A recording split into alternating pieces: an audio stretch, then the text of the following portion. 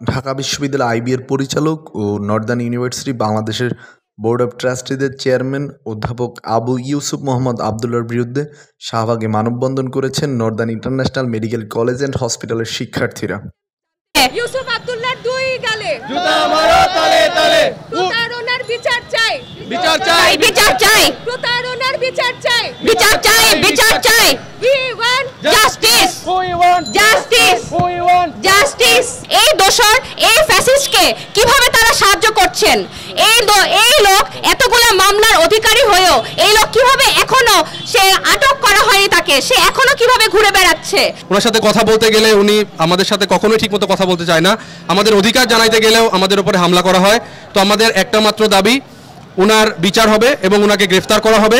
জানা যায় তার বিরুদ্ধে বৈষম্যবিরোধী ছাত্র আন্দোলনে হত্যাসহ বিভিন্ন অভিযোগে মামলা রয়েছে। অভিযোগ আছে অনেকটা জবরদখল করে বেসরকারি নর্দার্ন ইউনিভার্সিটির বোর্ড অব ট্রাস্টিদের চেয়ারম্যান হন আবু ইউসুফ মোহাম্মদ আবদুল্লাহ।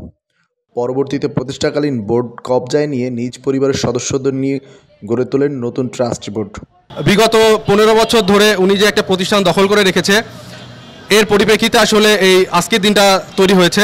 আমাদের মেডিকেল কলেজের যে উপযুক্ত চেয়ারম্যান আছে, আগে যার থেকে দখল করা হয়েছে উনি একজন দখলদার। আগের চেয়ারম্যানের কাছে মেডিকেল ঠিকমতো হস্তান্তর করা এবং আমাদের যে অন্ধকার ভবিষ্যৎ দিকে তিনি ঠেলে দিতে চাচ্ছেন, তার থেকে যাতে আমরা উত্তরণ করতে পারি।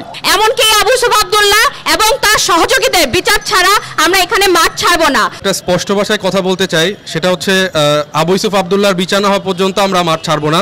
আমাদের এখন একটাই দাবি, আমরা যাতে ইউসুফ আব্দুল্লাহর এই বিচার কার্যক্রম দেখতে পারি। আপনাদের কাছে আমাদের একটাই চাওয়া। শিক্ষার্থীদের টাকা লোপাট করে তিনি পালিয়েছেন, এতে করে বিপাকে পড়েছেন শিক্ষা প্রতিষ্ঠানটির শিক্ষার্থীরা। তাই যত দ্রুত সম্ভব তাকে আইনের আওতায় আনার দাবি জানান তারা। তাদের সাথে সংগতি জানিয়েছেন বৈষম্যবিরোধী ছাত্র আন্দোলন। আমরা আর কোনো আওয়ামী লীগ ফ্যাসিস্টের দোসরকে বাংলাদেশে দেখতে চাই না।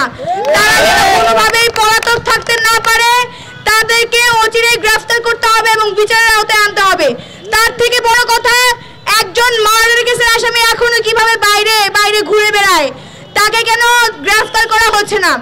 এবং নর্দার্ন ইন্টারন্যাশনাল ইউনিভার্সিটির যে মেডিকেল কলেজের যে কর্তৃপক্ষ ছিল, তাদেরকেই আমি চাই যেন অতি দ্রুত তাদের হাতেই যেন ওই মেডিকেল কলেজটি হস্তান্তর করা হয় এবং সুপরিকল্পিতভাবে যেন এটিকে পরিচালনা করা হয়।